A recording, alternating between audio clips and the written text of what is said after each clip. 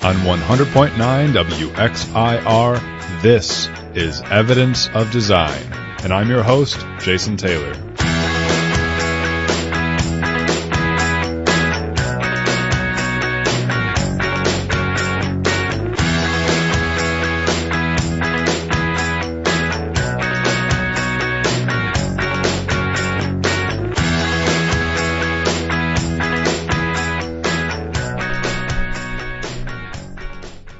Good morning, everyone. You are listening to Evidence of Design here at 100.9 FM WXIR. My name is Jason Taylor. I'm your host, and I'm joined today by none other than Matt Treadwell.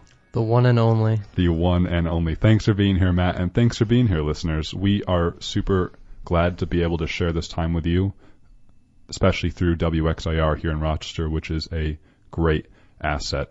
This is our 22nd episode of Evidence of Design, and we today are talking about two divergent political narratives that have come out from both sides of the political aisle before the 2018 midterm election.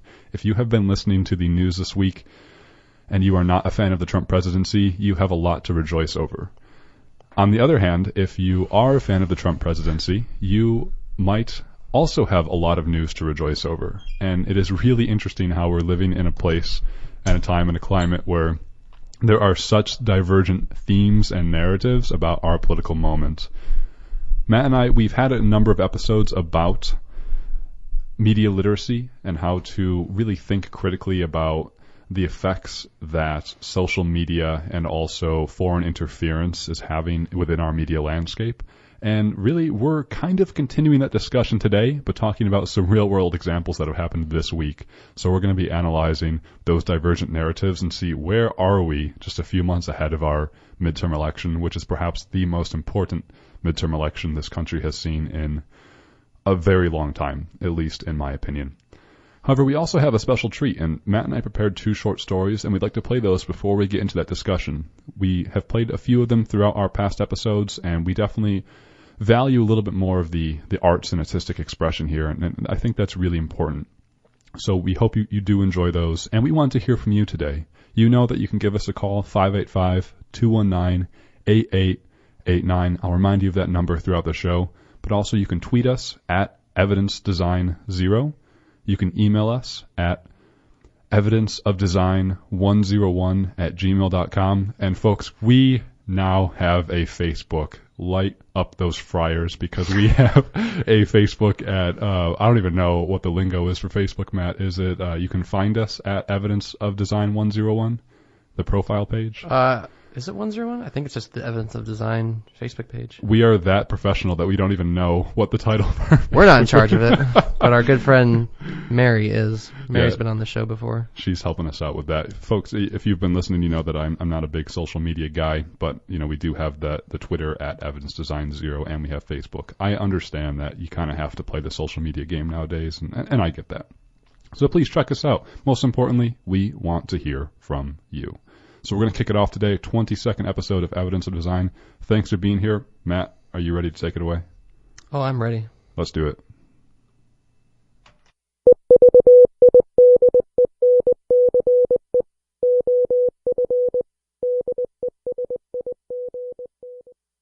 I was thinking about running away again. I was thinking about Japan, about 126 million people spread over 6,000 islands of mountains and beach. I was thinking I could run away and become a teacher. I could teach little Japanese boys and girls about something. English, maybe. That would be easy. There's nothing to it, teaching, that is. I could run away and live in a small Japanese apartment. I'd live on one of the big islands, Honshu, or Hokkaido probably. In a city or small town, it wouldn't matter. I would live in my small Japanese apartment, and every morning I'd wake up and see cherry blossoms tapping against my bedroom window. I'd watch TV while making breakfast, and delight in the few times I understood something. There would be a dog, and a woman too, hopefully. I'd live in a small town or city, in Honshu or Hokkaido, and teach English to little Japanese children. And maybe they would teach me something too. And there would be a life.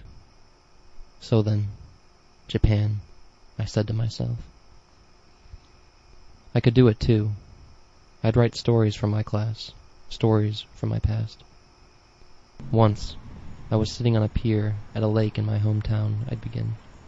I was a young man, and thinking about running away from home when it began to rain. I decided to leave, and started making my way back to my parents' car. But then, I saw what looked like twin moons emerging from the water.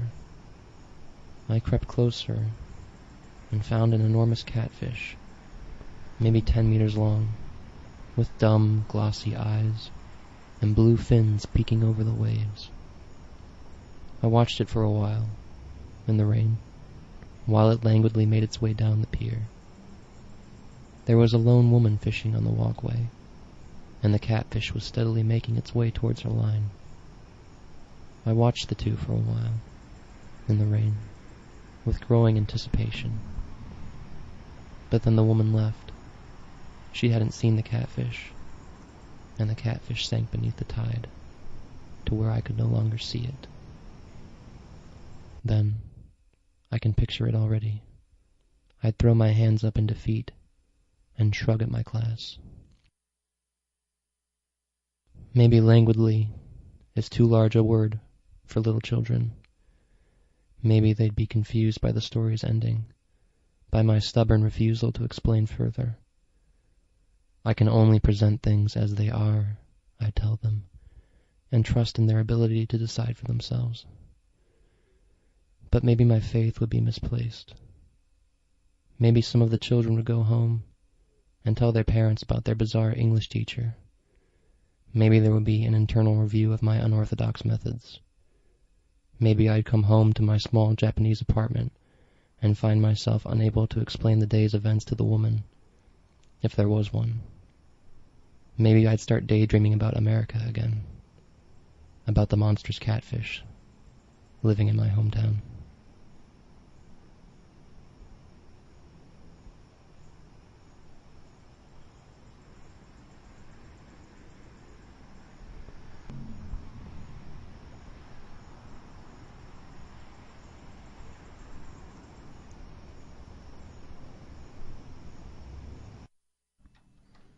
So that was No Exit, written and performed by Matt Treadwell.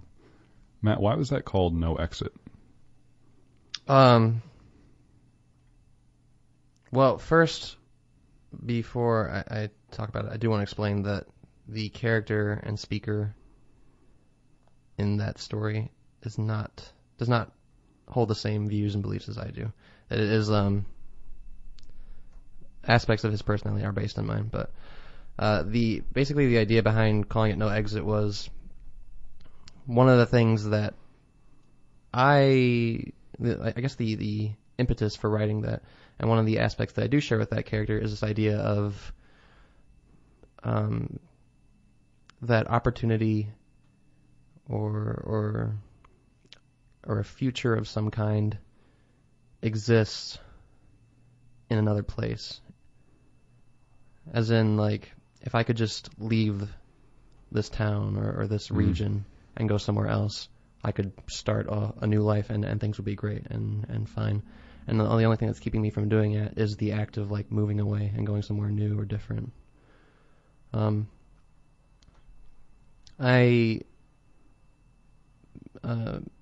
don't often talk about it on the show, so I don't know how many people know this, but I'm a graduate of Brockport, and I graduated with a degree in English. And one of the, I guess, the things I've often thought about is going to a foreign country, such as Japan or Thailand or China, and teaching English there, because there are a lot of programs, and I've met people throughout my life who have gone to like foreign countries. Like I worked with a guy who went to South Korea, I believe, for 2 years and taught English there, and he said it was an amazing experience. And I've always wondered what that would be like. But of course, there's more to it than that. Whenever I whenever I write stories, I kind of like to make the main character severely flawed in some way. And so one of the, I guess, flaws of the character in this story is that he has a very like almost racist like image of Japan in his head. He imagines it as like this tiny country filled with children that he's going over to educate, basically. The white savior syndrome? In a sense, yeah. And he's not completely, I guess, malicious about it. But I think that was like an interesting thing to explore, like the various shades that racism can take. It's not necessarily always like, you know, extremely vitriolic and menacing. It can be just ignorant or what's the word I'm looking for? Dismissive in a sense. There's that famous expression where the worst slaveholders were the ones who were nice to their slaves. And I know that's up for debate, but I always found that really compelling. Yeah. So I'm not entirely sure if there's like a large overarching point to this story, but it was just something I wanted to explore, those themes of like running away, of looking for maybe like a second chance or a new life in a new town, but ultimately feeling like it doesn't really matter where you are necessarily. And then like the character flaw of racism. And then the other thing I really wanted to try was to write an entire story that took place within a daydream. So this entire monologue takes place within the character's head, just thinking about what could happen, what might happen. And I think one of the things that is kind of funny about it is that he seems to be simultaneously self-aware to almost an improbable degree of like how strange he is, and yet at the same time like unrepentant about it, or there's this degree of like he understands that his teaching methods would be received poorly, and yet at the same time he I guess that feeds into the idea of the racism aspect of him viewing these people as children, basically. Can you speak more about that? A line that really struck with me is towards the end when the character comes out of the daydream, although the whole thing is kind of like a daydream, but he comes out of thinking about the stories that he would tell his kids or his Japanese children, and he says, well, maybe languidly is too large of a word to use for young children. And then he says, and this is what really struck with me, I can only present things as they are and trust in their ability to decide for themselves what they mean. What did you mean by that? Because that's really striking to me.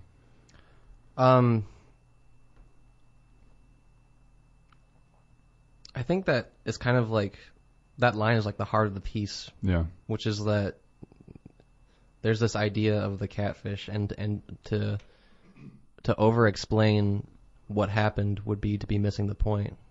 And that's kind of like, I'm almost doing the piece a disservice and talking about it so much, but like, that's interesting. It's like, yeah, something I was taught in school was that it was always better to just show something. Show, not tell. Like, show an event, a person, and then draw an emotion out of the reader rather than just telling them how something made you feel, for example. And I think that was the kind of the idea behind this, which was that to present a scene and to not like make any overt emotional judgment about it, but to just sort of like try and instill some sort of emotion simply by the way the scene is depicted out of the reader. It's funny because I read that as him being a poor teacher, because with education, like I think we would all agree that we wouldn't want teachers who would say, look, I can only just present the things I'm teaching and it's up to the kids to decide how they want to learn. I mean, I think a lot of people would rail against that. At the same time, though, I do find value in just showing. I think we lose a lot of magic or nuance or discovery in learning when we try to shove things too far down the throat or be too explicit about them. Yeah. I think that mystery and wonder are important pedagogical or tools of learning. And I think sometimes just presenting things as they are might be useful. Yeah, I would agree. And kids are smart, you know. They don't, we don't give them enough credit sometimes into what exactly that they're able to digest and to contemplate. I have a younger brother who's 15 years old, and he surprises me sometimes with the thoughts that he has. Yeah, the most important thing I always think about with children is that they're constantly absorbing so much information, and their brains are primed for that. They're all the time absorbing and processing information, and I think we lose a little bit of that capacity as we grow older, both perhaps biologically, naturally, but also just I think that we construct our own realities out of necessity, because how can you live sort of existentially constantly trying to absorb everything and process everything? Like, you have to create your own stereotypes just so you can like functionally live in a way. That's sort of philosophical, but with children I think they're just not alive long enough to have constructed as solid stereotypes that we have when we're, let's say, in our midlife. And so kids are really good listeners, I would say. And definitely if you're saying something or acting a certain way or using body language, they will pick up on that, and that communicates a lot more sometimes than what it is you're trying to communicate. I agree. Yeah. Well, Matt, thank you for writing and performing that. Folks, if you are just tuning in, this is our 22nd episode of Evidence of Design. Thank you for being here, and thank you for listening to 100.9 FM WXIR. If you're already listening, you're either tuning in on the old radio or on www.1009wxir.com or the TuneIn app. Thank you, however you are, being here. Thank you for being here. We definitely want to hear from you. You can email us evidenceofdesign101@gmail.com, tweet us at evidencedesign0, or give us a call throughout the show, 585-219-8889. Matt and I are starting off with 2 short stories that we wrote, and then we're going to do another hard pivot like last week. We got to come up with a sound moniker for hard pivot, and then we're going to be talking about 2 divergent political narratives going on before the 2018 presidential election. How can both Democrats and Republicans be in such different worlds? We'll talk about that. One more short story for you. This one is written and performed by me. It is called Dirty House. Matt, we ready to take it away? We're ready. Let's do it. When I was in the 12th grade, a friend of mine told me that my room was dusty. We were in my room, and hazy yellow light filtered through the blinds. My bed creaked as I sat down. Taking care not to look at my friend, I replied that it builds character. He said, "No, it doesn't. That's just something you say when you're trying to avoid talking about something." He was right. I shrugged and looked away.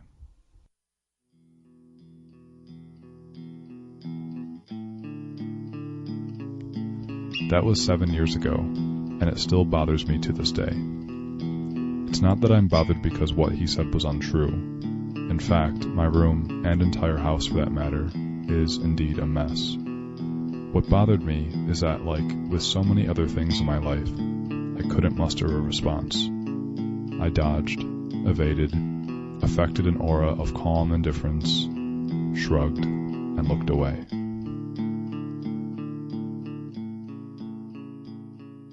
If you've ever seen the movie A Few Good Men, you'll remember the part where Jack Nicholson's character shouts, "You can't handle the truth." He's right, except that instead of hiding the truth from others, I often hide it from myself. You see, truths are easy when they're still young, but like with all things, truths start to go bad with age, either being refracted like light through a prism, or causing us to rot from within. When truths become refracted, they're like those banal platitudes that people resort to when trying to be optimistic. You know, something like, the first step is always the hardest. There's a truth there somewhere, but it's hidden between someone's smile and nod, devoid from all surrounding context. On the other hand, truths can cause us to rot from within. When this happens, the accumulation of time and repeated deflections and self-delusions scar not just the truth, but ourselves. The truth becomes a hideous, bloated creature, like a giant octopus shoved into a tiny fish tank. It becomes our prison. The truth is still there, stuck somewhere in your chest. You can feel it, but you can't quite manage to let it out. The surrounding context is too painful, so you deflect some more, add another lock, and swallow the key. It should have been so easy to admit when my room was dusty, but I couldn't. I held it all within. The context was too much to bear.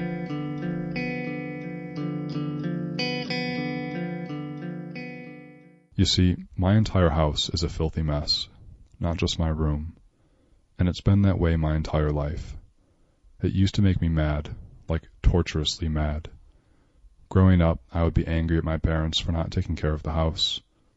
It became a blighted symbol that I thought reflected their lack of care for me. When I was in grammar school, I was too embarrassed to invite my friends over to play. My friends all had nicer, cleaner homes. They never had dirty dishes, scuffed up walls, chipped paint, unhinged doors, filthy windows, stained carpets, dusty surfaces, broken appliances, or leaky faucets. And the worst thing was, my friends' parents, usually their moms, would always say, "Oh, I'm so sorry about the mess," whenever I came over, even though their homes were always in the exact same state of comparative perfection. The lame excuses I made to prevent my friends from coming over worked, for a while. I hid behind those excuses, dodging, deflecting, and pivoting their attention, while I bottled up the torture of my undignified home. And I realize this all probably sounds silly, a privileged boy pantomiming about the injustice of material inequalities. At least I had a home, you could say. At least I had somewhere to sleep. But none of this is about actual possessions or levels of wealth. No, this is about failing to communicate. This is about what happens when you keep things inside of you for so long, they make you sick. At first, when I was very young, I never noticed the mess because it was all I'd ever known. But like with all things as we grow up, the blessing of an enhanced perspective is also a curse. Our young, egotistical sense of normality weakens as we grow older. We begin to tally endless perceived differences between ourselves and others. It didn't take me long to realize that my living conditions were abnormal. But what 8-year-old's responsibility is to repurpose their entire house? And it's not that I didn't try to clean. By 11 I vacuumed here and there, dusted off a few shelves, picked up my toys. But what could I do about the flooded basement that turned everything the water touched a nauseous black green? What about the broken window that howled when it was windy and let snow drift in? What about the ceiling that leaked whenever someone used the second floor toilet, causing a maddening, slow and steady drip such that you could never sit in silence lest it drive you mad? What 11-year-old could do anything about those?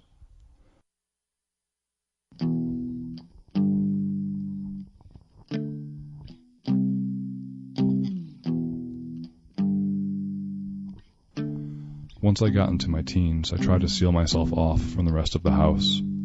I made a Spartan temple of my room. I threw out all the knickknacks and odds and ends, the cheap plastic toys, old clothes, and books I'd never read. I scrubbed the baseboards, dusted the surfaces, and religiously vacuumed. I took down all the posters and repainted the walls. I constructed my own sterile bubble and ruled with authoritarian order. But the outside always creeps in. We had no washer or dryer, so my dirty clothes piled up. I had no money or regular source of transportation to take me to the laundromat, so I wore white t-shirts every day so no one could tell if I was wearing the same clothes. Also, the gutters were never cleaned, so they filled up with the season's detritus. Small plants began to grow out of the clogged twigs, dirt, and leaves. The gutter grew so bloated it ripped from the house. When it rained, the water would cascade off the roof, creating a small waterfall. With no gutter to direct it, the falling water began to crumble the house's foundation. Somehow, the water bled its way between the walls of my room, creating rivulets of battered plaster. The insane, slow drip of water followed me here, into the sanctity of my room. And there was the broken window and other nooks, crannies, and crevices bugs and small creatures would use to enter the house. The chimney, which never worked, had a broken crown. I would sometimes hear scurrying and scuffling in the flute, as if some rodent scrambled up the walls. And then there were the Lovecraftian insects that must have bred in its darkness. This one time, my friends sat in the living room, across from the fireplace. They asked me why I still had Halloween decorations in February. They were referring to a gigantic, pulsing spider clutched above the chimney gate. It was as big as a softball. Its body was dark brown, accented with queasy yellow stripes. Without responding, I grabbed a shovel from my garage. As I returned to the living room, my friend stared transfixed at the spider, in a mixed state of repulsion and wonder. I slammed the blade of the shovel against the creature. Half of its body exploded into the same nauseous green-black color found in my basement. The spider didn't bother me, but their reactions did.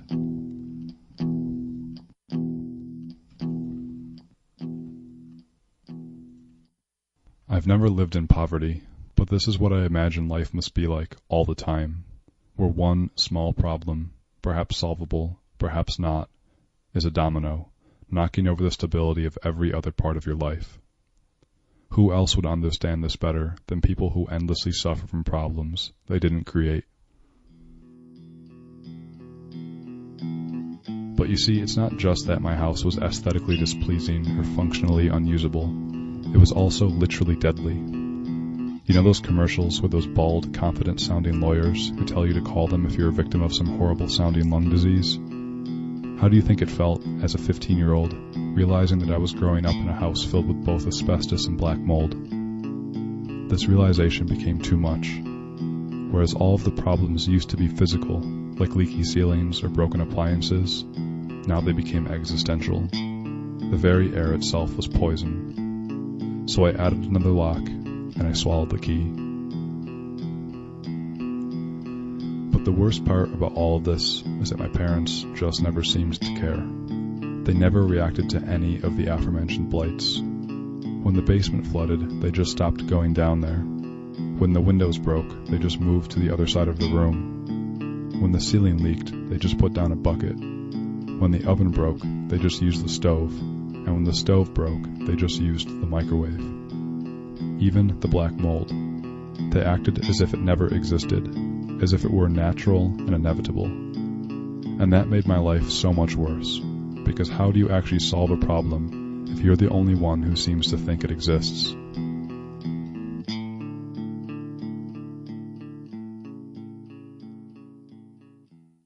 You see, the worst thing about so many problems in life is that we don't talk about where they come from. We treat the symptom, not the cause. It's like those people who endlessly prattle about how to fix education. And I'm not saying that we can't do some things to help our students become more successful. What I am saying is that we wouldn't need to have the conversation to begin with if so many of our students didn't grow up in poverty. How many locks do these children fasten to keep the truth in? How many keys do they swallow? And who can blame them? Because how can we expect our youth to begin to articulate the complex systems of oppression that they grow up in?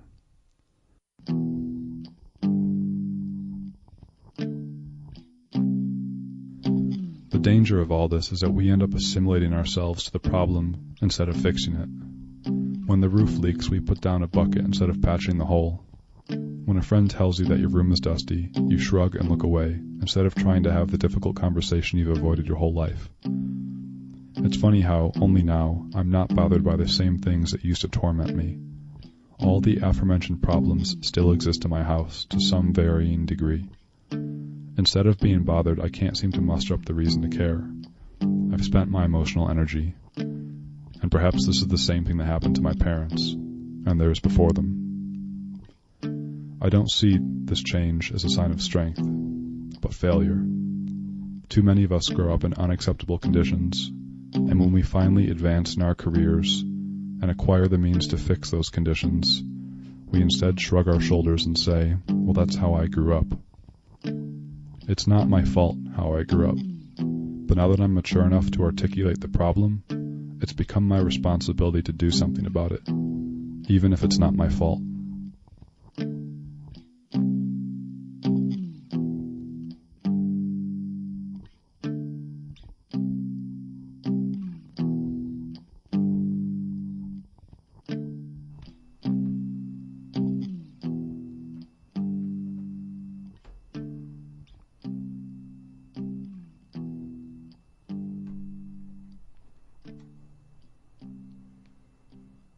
And that was Dirty House, written and performed by Jason Taylor.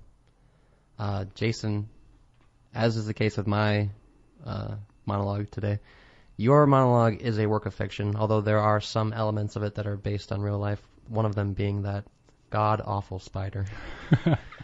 There did happen to be a large spider at one point, but you're right, Matt. It's a work of fiction. My parents aren't actually like that, and all writing comes from somewhere. All of our writing comes from some experience, but it's phenomenally a work of fiction. So, I have a few questions for you. I'm curious. There are a number of themes, I think, in your piece. It's very thematic. I think that's the definition. I didn't know how else to put that, but I wanted to ask you, what made you want to connect the themes of failing to communicate with the sort of, I guess, proliferation of poverty? Because I think those are like two very intrinsic ideas to this piece. Yeah, I think that's kind of the main point, actually. Something I really struggle with is that quote I shared at some point before, where if poor people knew exactly how rich people were, they'd be in the streets the next day or something. Mm-hmm. I think that we live in a society that is horribly complacent with economic inequality. I think that if you ask a room full of people who's middle class, almost every single person will raise their hand and say that they're part of the middle class. Whether or not they make $100,000 or more a year, whether or not they make $20,000 or less a year, those folks, like, if you make more than $100,000, you're perhaps upper middle class, right? If you make less than $20,000, you are not in the middle class. And I know that's hard to say, and it's not fair to label people as being in poverty, but we have to be able to communicate that that's not okay. And I think a lot of people who live in poverty don't realize that they do live in poverty. And it's not just about how much money you make. It's just about all of those small little things that end up tearing you apart, I think, at the end of the day, of what you have to deal with when you live in poverty. Some people get by and they're fine, but I think a lot of people are dealing with some serious trauma that stems from poverty, and we're just not used to articulating that that's the problem. There's a line that in the piece that stuck out to me, which was, I constructed my own sterile bubble and ruled with authoritarian, I missed the last part. Order, yeah. Order. And I was wondering, that stuck out to me because I feel like it is related to the theme of poverty, but I wasn't quite sure how. Mm-hmm. Could you explain that a little bit? Yeah, I think it's natural for us to try to grasp some form of control in our lives, mm-hmm. especially when we're facing bad odds. So in case of the character in the story, the one thing that character had control of is their room. And so you try to create, it becomes a temple for you, and it becomes something that you feel like you have ownership of and power of. But as I said, the outside always creeps in, and you quickly realize that because we live in such an integrated society, because humans naturally are reliant upon one another and affect one another, you realize that whatever semblance of control and authoritarian order you have over your own life isn't actually there, and it becomes affected by, again, the actual problematic systems. I do think that if you are someone who is affluent or has a lot of wealth, you have a far greater ability to live your life authoritarianly. I think that you have more control. One of the definitions of wealth is that you're able to separate parts of your lives from being affected by others. But the problem with poverty is that you're just unable to do that at all. I mean, one thing is always reliant upon everything else. And so, you can use the metaphor as the gutter. If you don't clean your gutters, it ends up destroying the entire home, even though it's just the gutter. There's this really great image early on where you talk about truth, and you call it both a prism where light or truth gets refracted. You mentioned like it's distorted, I think, by like a smile and a wave. There's some element of truth there, or smile and a nod, and but it's refracted or mired by something, perhaps politeness or disinterest even. And then also you call it, in the same breath, you describe it as something that causes things to rot if it goes sort of undealt with or if it is not confronted. Is poverty something we're not confronting right now in America? Yeah, absolutely. Poverty is, I think, the societal rot. We've had shows about inequality. I think that inequality and economic inequality is the analytical framework we should be using to describe what's happening in our society. All these allegations of corruption, all of this polarization, all of these horrible manifestations of racism and sexism, I believe, are influenced from economic inequality. And so these material and wealth inequalities that are instantiated and manifested through the economic system become played out in all these other arenas. And so, this is real theoretical, and I have to think a lot more about this truth metaphor, but I think a good example of truth being refracted through a prism is that when you ask people, how are you? Everyone just says, I'm fine, or good, great.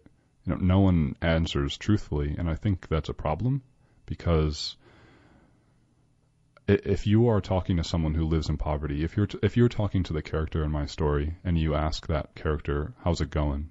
I mean, where do you begin to articulate the problems, right? And that's what I was trying to convey, is that as you grow older, all these other problems start to add on, and it becomes such a complicated system that when someone casually asks you, even if it's well-meaning, even if you're in a school building and a teacher or a trusted adult says, hey, how's it going today?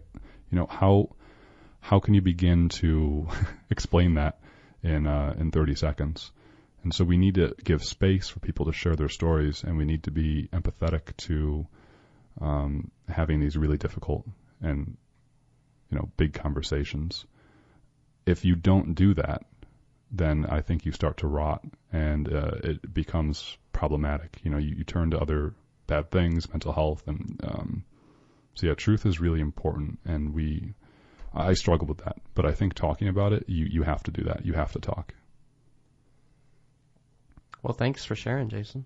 Yeah, absolutely. Listeners, I hope you enjoyed those 2 short stories. You can always find our past episodes on YouTube. If you search Evidence of Design episode 22, it'll come up and you can listen to them. And we'd like your feedback. And if you ever have a story that you'd like to air and you'd like to talk about, you can always email us, evidenceofdesign101@gmail.com, or tweet us at evidencedesign0.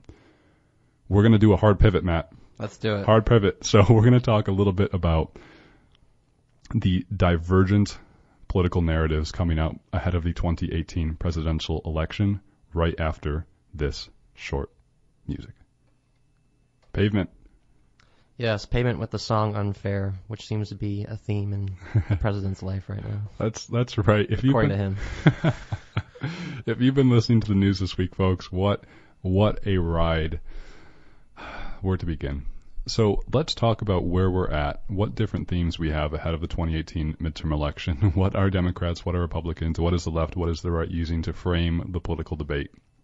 Let us start with none other than Paul Manafort and Michael Cohen. We talked a little bit about Paul Manafort last week. He was Trump's campaign chairman for a while until allegations of, fraud. Only a few months, I believe, right? Just a few months, yeah. Trump went through 3 campaign chairmans, Corey Lewandowski, Paul Manafort, and then Stephen K. Bannon. I love how you say his full name every time. He famously wrote, when he lost his job, he lost his mind. So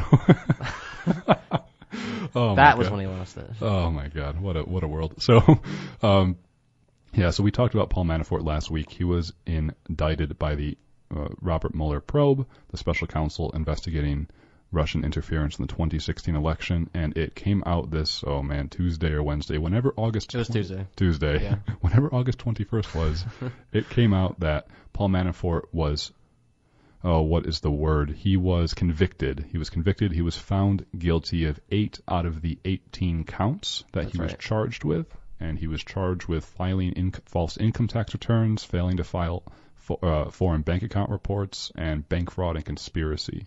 He was found guilty of 8 out of 18 of those counts. Also, failure to register as a foreign agent, I believe. That might have been one of them. Yeah. You lose count after you get above 5, you know. He's got another trial coming up too, right? He has another trial this coming September in D.C. That one was in Virginia, so... That'll be exciting. That will be exciting.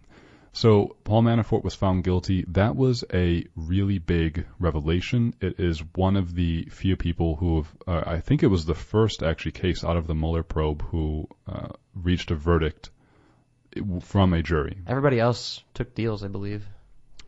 Yeah, I just... Papadopoulos?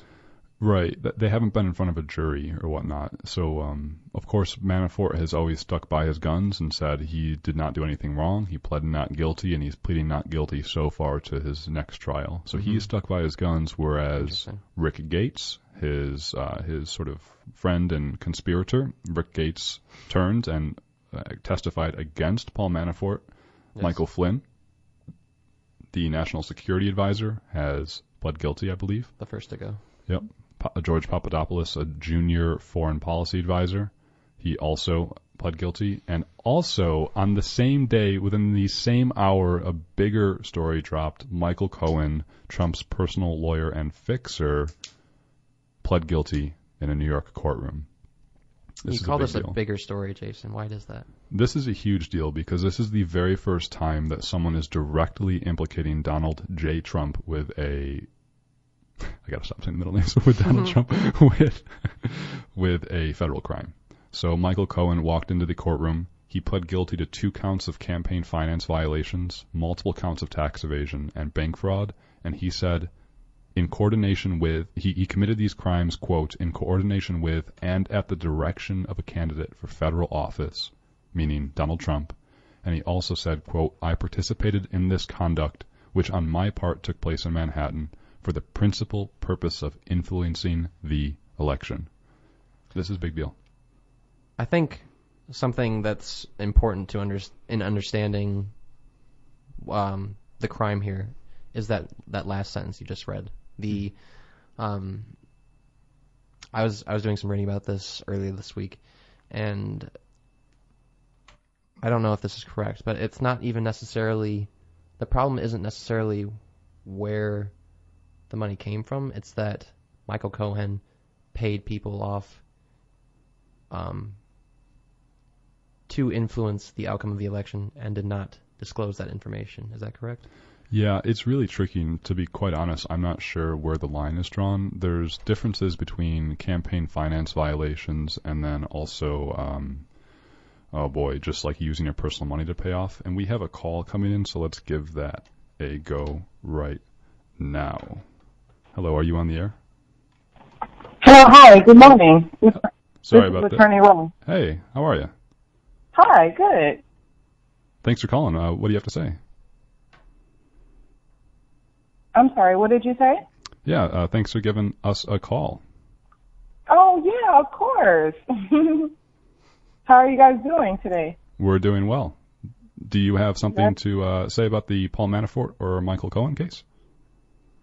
I just dialed in right now. I am not, are you guys on air? I was told to dial in between 11 and 11:45, so I'm not too sure. I just got on right now. I'm not too sure what you guys were discussing. Oh, yeah, we are talking about Paul Manafort and Michael Cohen this week in the ongoing Trump campaign in imbroglio. Is that something you're interested in talking about? Do you know about those cases? No, I do not. I was not aware. Are we on air right now? You're on air right now. Okay. Well, I'm going to let you go then, and maybe you can continue listening and learn a little bit more about him, all right? Okay. Thanks for giving. Awesome. All right, thanks. Bye-bye. Bye-bye. So listeners, if you want to give us a call and contribute to the discussion about Paul Manafort or Michael Cohen, you can do so 585-219-8889. And Matt, as we were saying, it's hard to thread the needle between campaign finance law. I'm not too sure about that. Yeah. However, Donald Trump did come out after these allegations, after Michael Cohen pled guilty.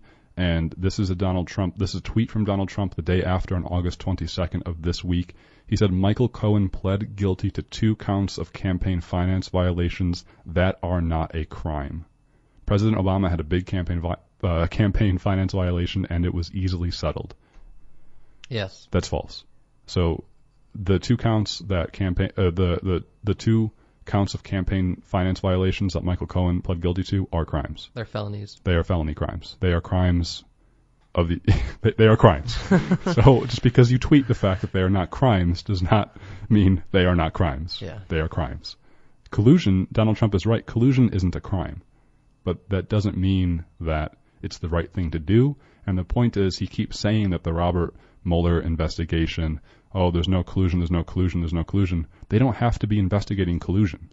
It's just the word that's being thrown to characterize what's going on. It could be conspiracy, it could be obstruction of justice, or it could be, like anything else that is against the law, campaign finance violations. Those are crimes, and therefore you, in this society run by the rule of law, should be prosecuted. But yes, he's quickly disowned Michael Cohen in the aftermath of this. Yeah. It was interesting because at first, when Paul Manafort was raided by the FBI and was charged with certain crimes, Trump came out publicly and was trying to distance himself between Paul Manafort. However, since Manafort has stuck to his guns and has really pled not guilty and has just not moved on anything, Trump has completely flipped, and now is, really praising Paul Manafort. Here is this tweet floors me. It was the same day that the previous tweet, August 22nd of this week, Trump tweeted, quote, "I feel very badly for Paul Manafort and his wonderful family. Justice took a 12-year-old case, among other things, applied tremendous pressure on him, and, unlike Michael Cohen, he refused to break. Make up stories in order to get a deal. Such respect for a brave man." End quote. Yeah, and as you said, it's kind of funny. When Paul Manafort was first indicted, Trump did sort of distance himself from him, said that he only worked for him for like a short time. In the case of Michael Cohen, I remember when the FBI raided his apartment, Trump was extremely angry about that, and he called it like treasonous, I think, or something like that. He compared it to like the Gestapo or something. Yeah. He totally came to Michael Cohen's defense and called him like a great guy, a wonderful guy, the best guy. Yep. And now, I'm not surprised, but I do think it is important to take note that his opinions on the two do seem to have flipped entirely. Mm-hmm. Yeah, absolutely. I just find it phenomenal that the President of the United States is saying publicly he feels very bad for Paul Manafort and his wonderful family. Paul Manafort was just charged with 18 federal crimes and found guilty by a jury of 12 individuals on 8 of the 18. And we should also mention that it has since come out that on the 10 other charges that he was not convicted of, 11 of the 12 jurors found him guilty. Yeah. And there was only one holdout. And right. I believe it was the same holdout on each of those 10 charges. Each of the person. Yeah, that's what it's been reported. I am not trying to be omniscient or the judge, but from what I've seen, Paul Manafort isn't the best guy, and he's done not so great things. And for the President of the United States to come out and say, feel very bad for his family, such a respect for a brave man, this guy's a criminal. He's a convicted criminal. Yeah. Convicted felon, which doesn't make you a bad person, but you have done some pretty awful things. Right. And he is kind of like a great example of something that we've talked about on this show, which is the people who undermine both the capitalistic and the democratic system in order to gain exorbitant amounts of wealth and power. Mm-hmm. Absolutely. So you could look at this and say, oh, great, he was charged with bank fraud, but that is really important because that's the underlying problem that goes back to my argument where if we need to be able to articulate the things going on in our society that's problematic, I think it all stems from these seemingly banal technical things like failing to file tax returns. That's a problem. And, we could have a whole discussion on that. It's also worth saying that it is not normal for a sitting president to comment on ongoing investigations or even decisions made at reached investigations. This is not normal. Presidents have not normally done that. Yeah, we're just used to it now. It's very easy to forget that. It's super easy to forget that. Obama, Bush, I'm they're not on a pedestal for me, but they wouldn't do that. One, Twitter wasn't around, but this just isn't normal for the president to constantly be poking and prodding at these issues that traditionally the president would never get into because the president should be doing other things. But so here's this one narrative. We have Manafort and Cohen. We also have Trump's the first two members of the House of Representatives who supported Trump. Chris Collins, who's actually from the 27th Congressional District, the district to the west of Monroe County. He was charged with insider trading, and also on the same day that Paul Manafort and Michael Cohen, all of those stories broke, a House of Reps member from California, Duncan Hunter, who was the second member of the House to support Trump, has been charged with misusing campaign funds, $250,000 worth of funds, he was misusing for his own personal use. So it seems like people who are involved in this administration or close to Trump or supporting Trump just have problems with corruption. It seems that way. Scott Pruitt had resigned, the director of the EPA. Tom Price, yep, director of the Department of Health and Human Services, I believe. Yeah. So here's this one narrative, right? Here's this one narrative that perhaps is coming from the left, and I tend to subscribe to that. There's a problem in our government now of corruption, and there's a problem of not telling the truth, and there's a problem of taking advantage of people, and there's a problem of supporting the wealthy at the expense of the poor. Yes. At the same time, there is, on the same day, Tuesday, when all these stories were breaking about Cohen and Paul Manafort, the lead story on Fox News was about Molly Tibbetts, a young 20-year-old woman, I believe, from Iowa or attending Iowa State University of Iowa, and her body was found, and the connection has been made that an alleged illegal immigrant killed her. And allegedly, right? Well, he's allegedly illegal and allegedly killed her. Yeah, but I believe that he led the police to the site of her body. Right. So that was the lead story on Fox News. And this is just phenomenal to me, these two different narratives where, pictures and stories and tweets have come out saying Molly Tibbetts is directly dead because of lax immigration laws on the Democrats' side. Yes, there's a Donald Trump fan account on Twitter, I believe, that posted an image of her with the caption, "I'm dead because of Democrats." Yeah. And so it's definitely worth saying that anyone who's killed, it's not good. There's probably hundreds of homicides a day in the United States. Yeah. And for the most watched news organization to have the headline of one particular individual who was tragically murdered I struggle to see how that is worthy of being on the headline. We definitely should, feel bad and talk about problems, but so the whole point is the only reason why Fox News has that on the top is because it's reinforcing their narrative that illegal immigrants are destroying this country. Fact. That's it. Yeah. I really wanted to mention real quick. There was a great article in the Atlantic this week that I read, which was it was written by Peter Beinart, I think, and it was focusing on the idea of corruption and how in an increasingly polarized society, the right and the left tend to view corruption, which is that on the left, when we think about corruption, we think about Trump's collusion efforts or the campaign finance law violations or the or Paul Manafort, funneling hundreds of thousands, if not millions of dollars into offshore bank accounts, and Scott Pruitt getting away with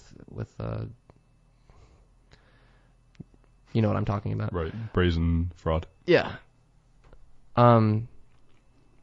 Actual felonies, actual instances of law breaking.